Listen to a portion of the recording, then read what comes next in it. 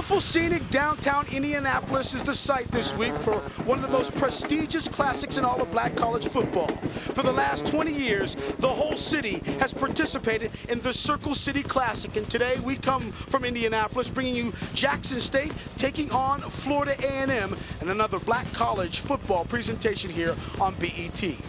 Hello everybody, I'm George Johnson. Usually we bring you a battle between two in-conference teams or two teams battling for in-state rights, but this week it's the battle for momentum. Both teams come in with 2 consecutive wins. They need a victory today because the meat of the schedule is right around the corner. My broadcast partner is Kadri Ismail. When you talk about Jackson State, a couple of weeks ago we saw this team. They were dropping to 0-3, losing to Tennessee State. They've turned things around. They've won their last 2. They're now a first-place team, and a lot of that has to do with the play of their quarterback, Robert Kent. Robert Kent, number one, Robert Kent, he's really done an extremely good job of being able to adapt to this new system. George Johnson along with Charles Mann, you figure for Jackson State, the important thing is to get out of this game healthy. After all, they're already headed to the first ever SWAC championship football game in December. But going in, they want to still have momentum, and most importantly, they do not want to lose to their rival, Alcorn State. And when you think about the Braves of Alcorn State, they've struggled. They've lost 4 straight coming in. How do they knock off one of the better teams in the conference? They do it by having a balanced attack. You would think for Jeff Jones, this in-state battle with Richmond would be nothing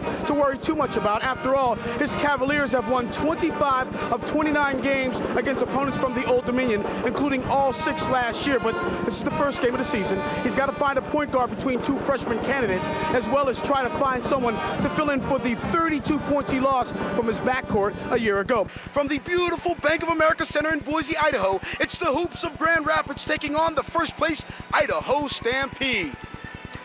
Hello everybody, I'm George Johnson. Well, the battle cry here in Idaho is, whose house? Our house. You see, you don't come in here and get a victory. In fact, coming into tonight's ball game, the Stampede are a perfect 12-0 at home. Their opponents, though, Grand Rapids, feeling pretty good about themselves. After all, they've got 2 straight victories, both at the expense of the Connecticut Pride, who they are chasing in the American Conference. Frazier started 5 for 6, but he's 0 for 4 recently, but again, completing a pass, and this is Mathis, and look at Mathis. He's streaking at the 20, the 15, the 10. Touchdown, Hampton! Sometimes that'll hurt you because when you're thinking of getting outside all the time, the best job is to go inside. Oh, what a, go in the air. Oh, what a nice catch. Still on his feet. See you later. Touchdown, Daniel Guy.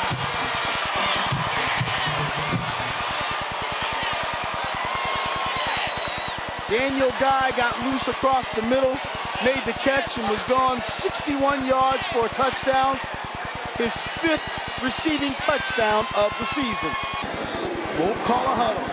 They just keep moving it like it's a 2-minute drill. Doherty's got some room. You know he wants to run, but he dumps it to Miller. Miller makes the catch. Finally brought down by the middle linebacker, Joseph Scott, but not until he gets a first down inside the 5-yard line. And Miller's one of those kind of guys where they like to use him. You've seen him in the backfield where they had him on those reverses, but then at the same time, because of Doherty's ability to elude guys, it gives Rod Miller and company chance to get open and continue to work to get open against DBs, knowing Doherty's scrambling ability. Doherty started out 0 for 3. He has completed his last 4 passes. First and goal. Doherty gonna hold on to it this time. Oh, made a nice little move, but this time the linebacker Fred Thompson came up, put a stop on him after he picked up about a yard. That was a good job by, see the play here. Later, I think this was a situation where they just wanted to kind of give it a little quarterback draw, but there was nothing to it. Jackson State did a fine job of putting the clamps on them. Second and goal. Ball is inside the 2, probably between the 1 and the 2-yard line. Doherty gonna throw the fade. And was looking for his outside receiver, Traxler. It looks like he got a little mixed up with the defensive back. So it's gonna bring a 3rd down out, and now they're bringing the big boys in. Little jumbo package, they like to call it. Jumbo, jumbo. That means all the big boys coming in there. We're just going to punch it up in there. I believe we can safely assume it's going to be a running play.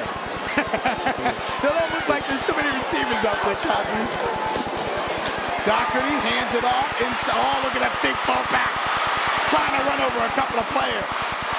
And stopped a yard short of the goal line by Willard and Gordon.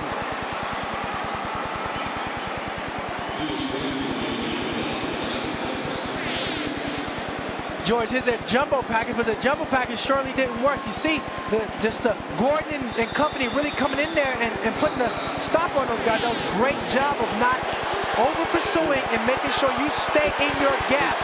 Forcing it upfield. That was Paul Sharp. He couldn't get in. 4th and goal. And Florida A&M is going for it. They have an uneven line. Sharp this time gets in.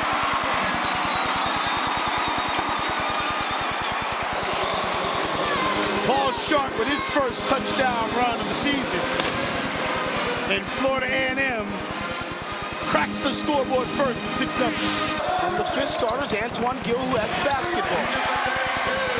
Everybody touched the ball on that sequence, and they get 2 from Gill. There's Rowe, looking low for Robinson. Turnover, and on the break, Young gets ahead of the clock. Curly Young with his 6-point. And all of a sudden, it's a 1-point lead for James Madison. Carly Young did a great job of just getting out, fill that lane. There's Rowe going hard to the bucket. And we didn't see that once in the first half. Maybe he did get a tone lashing at halftime and say, hey, listen, in order for us to win, Lewis, you're going to have to go strong to the bucket. Foul on Hunter. I think you're right on the money on that play, George. The interior play for Sharif, so I think they're going to give him that shot all night. Here's Colson, one-on-one against McClinton. McClinton reaching in and knocking the ball loose. That's the matchup we were somewhat anticipating at the point guard spot. Sean Colson, who you're looking at right now, just came back from the Atlanta Hawks after a 10-day contract, going against Darren McClinton, averaging 16 points a game. Colson's averaging 21.